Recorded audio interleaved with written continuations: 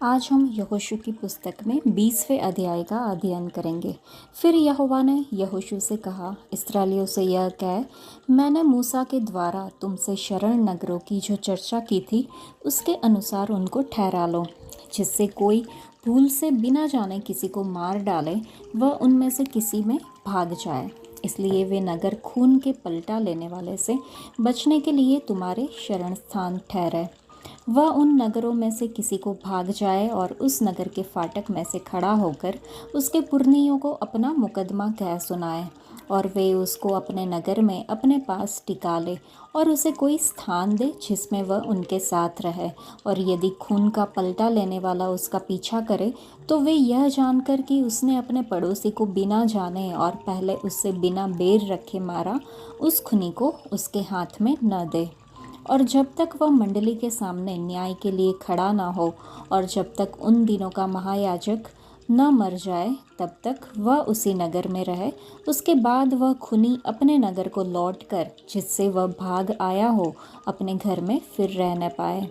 अतः उन्होंने नप्ताली के पहाड़ी देश में गलील के केदेश को और एप्रैम के पहाड़ी देश में शेकेम को और यहूदा के पहाड़ी देश में किरियत अर्बा को, जो हेब्रोन भी कहलाता है, पवित्र ठहराया। और यरीहो के पास के यरदन के पूर्व की ओर उन्होंने रूबेन के गोत्र के भाग में बेसेर को, जो जंगल में चौरस भूमि पर बसा हुआ है, और गाद के गोत्र के भाग में गिलाद के रामोत को, और मनश्शे के गोत्र के भाग में बाशान के गोलान को ठहराया।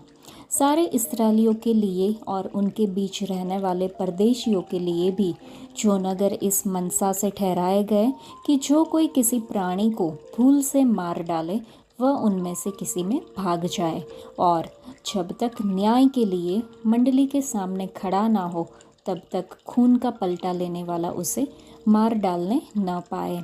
वे यही है।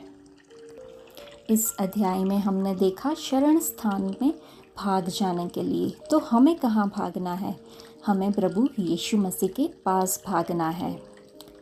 जब राष्ट्र अभी भी यरदन के दूसरी तरफ थे, परमेश्वर ने मूसा से कहा कि लोगों को शरण के 6 नगर अलग करने चाहिए, जो कि हमने गिनती की पुस्तक में 35वें अध्याय में देखा था, जहाँ कोई भी गलती से किसी व्यक्ति को मार डाले, हत्या का दोषी हो, बदला लेने वाले से भाग सकता है। शरण के 6 नगरों में से जो मसीह में हमारे उद्धार की ओर संकेत करते हैं, जिनकी ओर हम शरण के लिए भाग सकते हैं, यीशु मसीह हमारा 7वां वह स्थान है। जब प्रभु यीशु ने क्रूस पर प्रार्थना की कि हे पिता, इन्हें क्षमा कर दे क्योंकि वे नहीं जानते कि वे क्या कर रहे हैं, इस प्रकार उनकी क्षमा के लिए रास्ता खुला था। हालांकि आज हम में से कोई भी अज्ञानता का दावा नहीं कर सकता। इसीलिए इससे पहले कि आरोप लगाने वाला शैतान आपको पकड़ ले, हमें मसीह के पास भाग के शरण लेना चाहिए। और दूसरी बार कि अब हमें और अधिक डर के इंतज़ार करने की ज़रूरत नहीं है। बाइबल के समय में यदि कोई व्यक्ति गलती से किसी अन्य व्यक्ति की हत्या कर देता है तो वह शरण शहर में भाग सकता था और उन लोगों से सुरक्षित रह सकता था जो बदला लेने के लिए उसे मारना चाहते थे।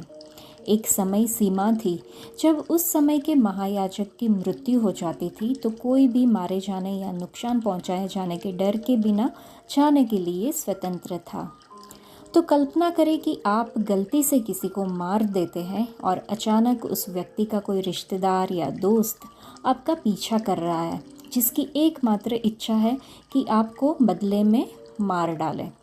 आपके पास शरण में भागने के अलावा कोई और चुनाव नहीं है, यह उम्मीद करते हुए कि वहाँ के याजक आपकी बेगुनाही की दलील सुनेंगे और आपको अंदर जाने देंगे। और आप अकेले हैं, आपका परिवार, दोस्त, आपका काम, सब कुछ जो आपको प्रिय था वह छूट गया है। केवल एक चीज़ जो आप कर सकते हैं वह है महायाजक के मरने का इंतज़ार। आप आशा के साथ प्रतीक्षा करते हैं, लेकिन डर, अकेलापन और अनिश्चित भविष्य के बारे में चिंता के साथ। लेकिन अब अच्छी खबर ये है कि प्रभु यीशु हमारा महायाजक, जो कि मर गए और हमें हमारे सभी पापों से मुक्त करने के लिए अपना निर्दोष खून उन्होंने बहाया, और वह फिर से जी उठे। और वह हम सभी के लिए जो उसकी मृत्यु और पुनरुत्थान में विश्वास करते हैं, अपने पिता के घर में एक विशेष स्थान तैयार करने के लिए अपने घर लौटे हैं, जहां हम एक दिन जाएंगे। हमें अब अपने उद्धार के लिए डर कर इंतज़ार करने की ज़रूरत नहीं है, लेकिन हम आशा और विश्वास के साथ इंतज़ार करते हैं, यह जानते हुए कि हमारी समस्याएं चाहे जो भी हो, उसने हमें वहाँ तक ले जाने का वादा किया है। वह हमारा रक्षक है, वह हमारा दोस्त है। यहोवा की स्तुति करो, उसके पवित्र नाम की स्तुति करो। आज के लिए इतना ही। परमेश्वर आप सबको आशीष दे। धन्यवाद।